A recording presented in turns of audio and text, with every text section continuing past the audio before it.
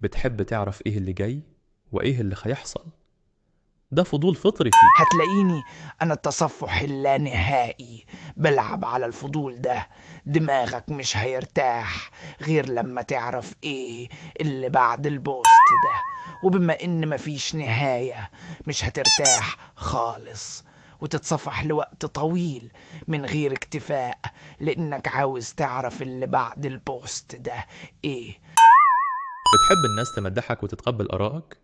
دي غريزة اجتماعية. هتلاقيني أنا اللايك والكومنت بنعمل في دماغك نفس الأثر لابتسامة شخص حقيقي، بس بشكل أسرع وأسهل وأكتر.